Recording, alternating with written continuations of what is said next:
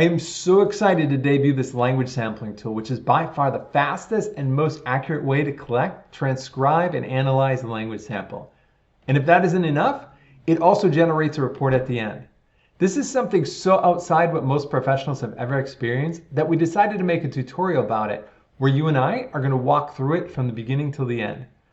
All you need is about 10 to 15 minutes and download the 2 audio files that we put together for this tutorial. And when I say fast, I mean mind-boggling fast. In these 15 minutes, you're not only going to upload, transcribe, and analyze 1 language sample, we're going to do 2, as well as compare the results in the end. Let's jump in. After starting your language tutorial, you're going to choose the word list picture book. And we're going to do Frog, Where Are You for the first one. Click Save. And then capture or upload a recorded story. So this is where you'll come to on your phone or on your computer to just record the child's story straight in. In this case, for this tutorial, we're going to upload one. So go to the 2 files and choose audio sample 1 for Frog, Where Are You? Takes a minute for it to load, so after a minute, click refresh, and then the transcript will be present. Can we just stop for a minute and think about how amazing this is for any of you who've done language sampling? The child just told the story. You just recorded it. It is transcribed. We are several seconds into this tutorial and have already lopped off all that work. Okay, let's get back and look at this thing. So here's the transcription as it comes in. If you want, you can play it along. Next, on to analyzing it. Click Analyze. And what this part does is it takes us through the macro structure, or the narrative components, the microstructure, or the grammar and language components, and then our professional judgment. Beginning with the narrative, we want to look at the narrative and look for things that we saw. So I'm not seeing time at all. Window, bedroom, let's give them setting. Initiating events, not true.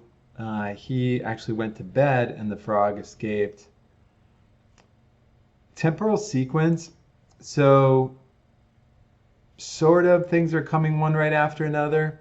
He does mention the frog and the dog and the boy. He really didn't describe the surroundings otherwise than say it was a bedroom with a window. Did he use cohesive elements? No, first and after.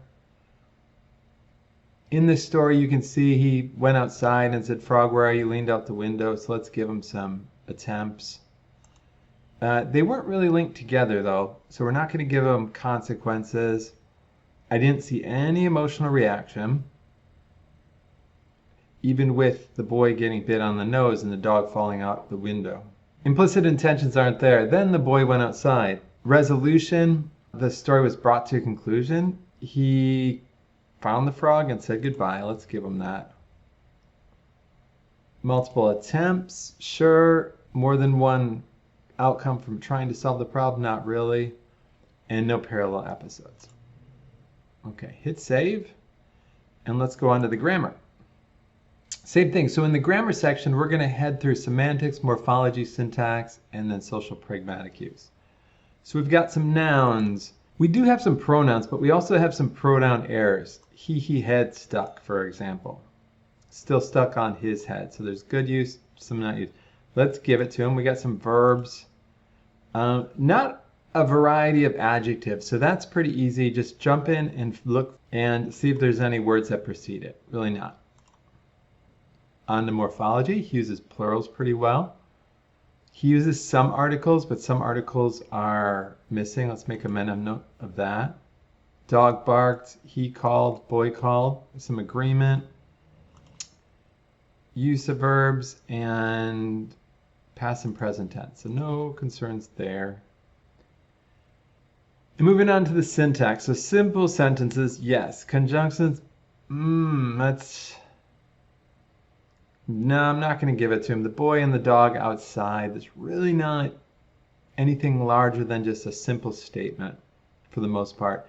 Definitely not compound sentences, complex sentences, and sentences are complete and grammatical. Absolutely not. So the boy and the frog outside, running with, the boy still on head. So that's actually the deer has the boy on his head.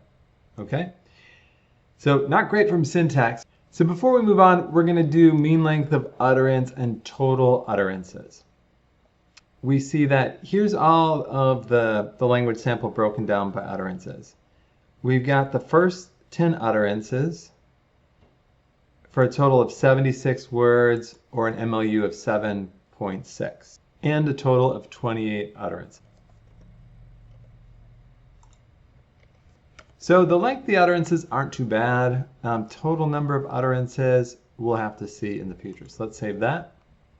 And then on to social and pragmatic use. So not the best story, but he stayed on topic. He kept telling the story and there was an appropriate amount of information about the story. The other key indicator is that what was happening in the picture was described, even though it was limited. But he didn't bring in things like aliens or other characters that would not have been in the story.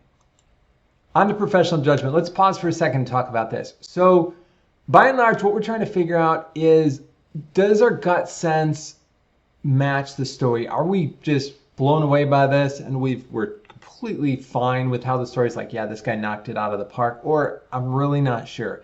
That's what we're going after at this point. So looking back at the professional judgment section in step 3, did the child produce a rich story and you're totally confident, or it was questionable and we have to rule out other things? I am going to say that this was questionable. Okay? And then let's go on to view the summary. Okay.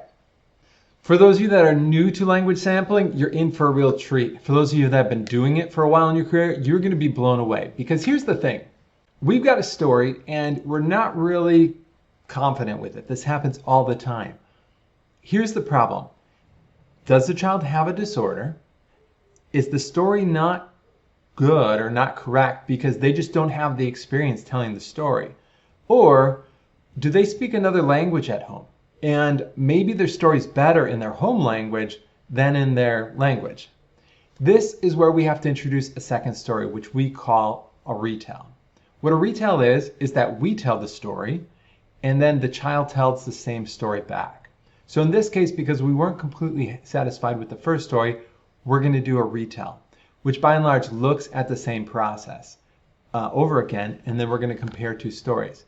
In this case, we're imagining the child's monolingual, so we're going to retell the story in English with a different storybook. If the child's bilingual, oftentimes you have to, if you speak the second language, you have the other story and you look for grammatical components. What's cool about the language sampling tool is even if you don't speak the language, you can use a native language speaker, have the child tell the story, you sit side by side and go through the analysis we just did and ask, did they mention characters? Did they label the surroundings? Do you see verbs? Do you see nouns in this story? Even if it's Mandarin, even if it's Farsi, because you can upload this and get them the transcription. Okay, so let's start with another retell. And in this instance, we're going to use a different book, Frog Goes to Dinner. So back on the summary page, we see this is what we chose and all the information that we compared. Let's start our retell. This time we're going to do Frog Goes to Dinner. Go and capture our story. For the purpose of this tutorial, choose the audio sample to Frog Goes to Dinner retell. Upload or record, and then review the transcript.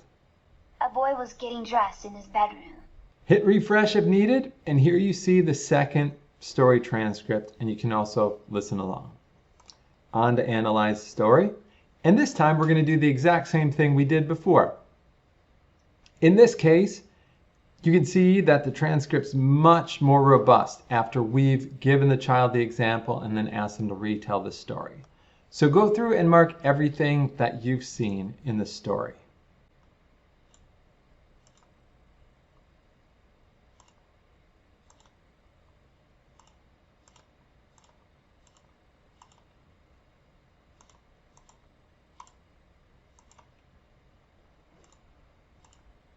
For the sentence structure, you see that there are 25 utterances, but that these are much more robust and much longer. For the first 10 sentences, we end up with 132 words or an MLU of 13.2.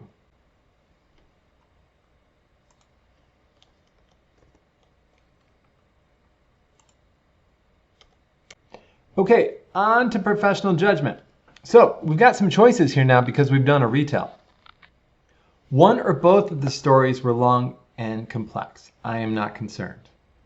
There were improvements between the first and second story, but I'm still concerned, and I still may recommend services. I am concerned there was largely no improvement between these two stories, despite having heard an example and having had the experience of telling the first story. Let's take a pause and let's talk about this. I've been doing this for decades. I was doing this before I was a speech pathologist. And this is so black and white. I'm going to show you some examples from some real kids here because I want this to hit home. If a child hasn't just had experience telling a story or their second language is stronger, it is really obvious. Even if you can't speak the second language, from 10 feet away, the size and the complexity of these stories are super obvious.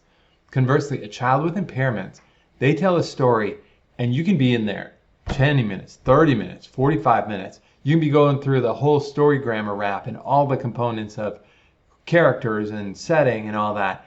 And when you tell that second story, they are largely identical. Let's look at some examples here. You see that when we've got a child who just didn't know what you wanted, the second story is massive. When you see a child whose second story is pretty similar, even with instruction, this is a huge indicator of someone who has an impairment. And it really supports our clinical judgment and any standardized testing that we may do, or just this in its entirety, for making a call that this is a pretty good diagnosis. For those of you that are tuning into this, yes, you have just nailed amazing goals too. If you go back and you look at what was and wasn't there, those are your goals if you choose to qualify, because this is your progress note. This is establishing whether an evaluation should happen. This is your non-standardized assessment, all in one run. Okay, in this story, I loved the second story. So I'm going to say one or both stories were long and complex. By choosing an option, you're given more questions. Okay? If you're concerned, you're asked why you were concerned. If there's improvement, but you're still concerned, you're asked about that too. And in this case, one or both stories were complex. There was evident improvement in how grammatical features were used. There was evident improvement in the narrative components. Many of the details I used when I told my story, this guy also picked up and used. And this is the big one. You guys, if you did not see this story, were you able to understand roughly what's going on? Or did you need the pictures? Or even with the pictures, you had no clue what was going on with the verbal aspect of the story. So with or without visual cues, the story would have been understandable. Okay? Save! And then let's get on to see the summary. So in the second one, you see largely it is showing us everything that we chose. And now we get to view our report. So here's our child, tummy test. And let's say, just for story's sake, that this child was born 5 years before today. So I hope you're sitting down because this is absolutely going to blow your socks off. This is your report. Check this out. We gave a tell, and not everyone, maybe even you and me, initially were not familiar with these terms tell and retell. So we're going to explain that in the top part of our report, that here's why I gave the first one, and here's why I gave the second one. Here's the first story I told. Here's the second story that was told. Here's why oral language samples are important, and here are the features. So you can see that we have a comparison of story 1 to story 2, linguistic elements, and then a summary of the language sample analysis. So this isn't making the call for you. It is basically putting in what you had said on your professional judgment. So noted that one or both stories were complex, and these were the 4 things that I found. So there you have it. Language sampling continues to be the most powerful way to get information on the complexity of language, both from a macro, the narrative aspects, and a micro, the grammar, the language aspects of it. Now we can actually get this information rapidly and get a walkthrough for how to analyze. On top of that, we embedded in the retell so that we can account for culture and second language. Use this tool for all of your reevaluations to figure out how quickly you should be testing to get those guys off your caseload. Use this tool for the non-standardized portion of your testing with monolingual or bilingual children. Use this tool as your primary data source when you don't have a standardized test that matches the population that you're working with.